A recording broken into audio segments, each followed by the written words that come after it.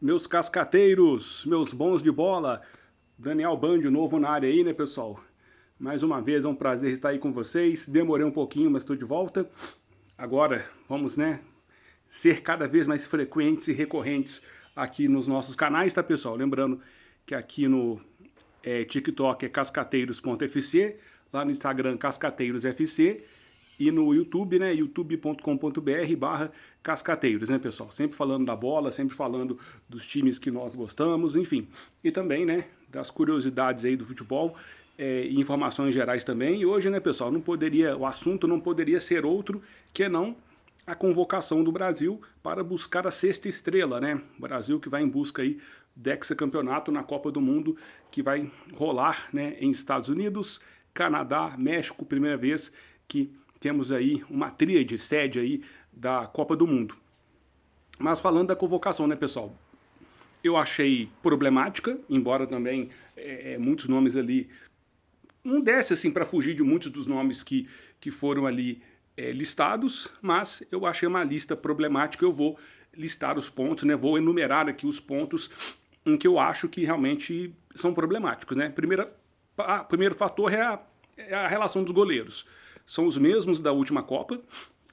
E assim, o Alisson voltando de lesão, não sabemos se ele vai se condicionar a tempo do primeiro jogo. Acredito que sim, porque é bem provável que a comissão técnica tenha conversado lá com a equipe do Alisson, também com os médicos lá do Liverpool, e eles entenderam que ele realmente se condicionaria a tempo de disputar a Copa. Aí depois vem o Ederson, que vem jogando mal, se escondeu lá na Turquia. Aí um cara desse ser convocado é complicado. E ainda mais levando em conta a informação que circula, né? É que o terceiro goleiro convocado, o Everton, ex-Palmeiras e hoje no Grêmio, pelo que ronda aí, a conversa é de que o Everton foi convocado porque a comissão técnica não confia no Ederson, né? Porque ele vem jogando mal. Então é importante ter um terceiro goleiro jogando bem, em condições até de assumir titularidade caso o Alisson não melhore. E aí, se a comissão técnica não confia no Ederson, tecnicamente falando,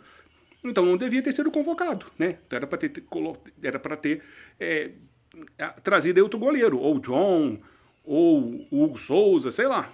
Mas não o Ederson, se a confiança na qualidade dele está em xeque. Então realmente achei isso muito esquisito. Espero que dê certo, né? Mas eu achei essa relação de goleiros bem complicada. Aí depois tivemos os defensores, aí para mim, realmente, assim, os três nomes do Flamengo, não tem nada de clubismo aqui, tá? Todo mundo sabe que eu sou botafoguense, mas não temos clubismo nenhum. A questão para mim é que o Danilo e o Alexandre, eles já foram na última lista, não acrescentaram nada na última Copa, e agora nessa eles vão acrescentar o quê? Então, sinceramente, eu não levaria o Alexandre, levaria o Kaique Bruno do Cruzeiro, que é um lateral ofensivo, um lateral veloz, um lateral que pode romper linhas lá na frente, então um nome bem mais interessante. E pro Léo Pereira, que não é um jogador assim que, nossa, não joga nada, mas tinha o Thiago Silva, né, na mesma posição, que é muito melhor do que ele. E o Thiago Silva faria aí a sua última Copa, ainda jogando em alto nível, né, com a Copa agora em junho. Então, o Thiago Silva tinha condições sim de disputar, e pela experiência e pela qualidade dele, eu acho que ele entregaria muito mais do que o Léo Pereira, que inclusive fez todo tipo de bobagem lá naquele jogo contra a França, na derrota do Brasil no amistoso contra a França. Então o Léo Pereira também não levaria, mas nada contra, tá? Para mim, o Danilo e o Alexandre é que são complicados porque eles não agregaram nada na última Copa, e vão de novo, sei lá por quê, né? Aí tem que perguntar para o Mister Ancelotti. No meio de campo, aí eu achei uma lista coerente, apesar do Casemiro, né? Não dá para confiar que o Casemiro vai chegar em alto nível, não, tá, pessoal? Vocês viram lá, quem viu amistoso contra a França viu que ele foi varrido lá pelos meio-campistas da França. Então o Casemiro é um bom jogador, é um líder, é um cara acostumado aí com o futebol internacional, mas acredito que contra seleções com meio de campo forte e técnico, como o da França, da Espanha, ele vai passar aperto. Mas é um nome que, pelo menos na lista, teria que estar. Um que não deveria estar é o Fabinho, jogador velho, 33 anos, né? Mas não é assim a idade em si. Porque para o futebol essa já é uma idade avançada. E ainda jogando na Arábia, né, com um futebol bem mais lento, bem menos intenso, aí esse cara vai ser solução para a Copa. Ele também estava na última, também não agregou nada. Eu acho que o Gerson do Cruzeiro seria bem mais razoável, porque o Gerson voltou a jogar bem, faz várias funções diferentes no meio de campo, então ele entregaria juventude, diversidade, né, ou melhor, versatilidade e ainda questão atlética, que o Fabinho não entrega mais. Então, outra situação da lista aí que eu não gostei. Agora lá na frente, né, nos atacantes também, bons nomes, né, o Endrick, o Matheus Cunha, o próprio Vini Júnior, Rafinha, é um que eu tenho pé atrás, mas assim, é da panela, né? Então não tem como ficar de fora. Mas Rafinha, não confio que ele vai ser protagonista, que ele vai resolver alguma coisa. Mas tudo bem. Também é outro que não tinha como deixar de fora, mas eu tenho pé atrás com ele. O Martinelli é um também que eu não confio, mas aí o cara tá na final da Champions League, né? Vai disputar agora contra o PSG e ainda é principal figura de ataque lá do Arsenal, que está aí muito próximo de ser campeão inglês depois de muito tempo, né, da Premier League. Então, é um cara assim, ele tem as credenciais para ir, mas eu não confio. Mas para mim, realmente, os nomes problemáticos, quer dizer, não são problemáticos, mas são jogadores que eu acho que na hora que a coisa apertar, na hora que os jogos ficarem difíceis, na hora em que os momentos decisivos baterem a porta, eu acredito que eles vão fraquejar, que são o Ryan e o Igor Thiago. Tecnicamente, nada de errado com a convocação deles.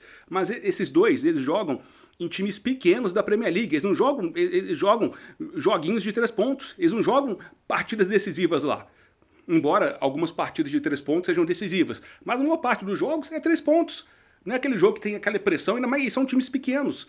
Então esses caras, eles têm grande chance de sentirem o peso da camisa da seleção. E aí ter uma performance muito abaixo do esperado. Então com esses dois também, não é que eu não levaria, mas tem que ficar com o pé atrás e aí tem que acreditar no técnico. Porque, pessoal, tem uma coisa importante aqui.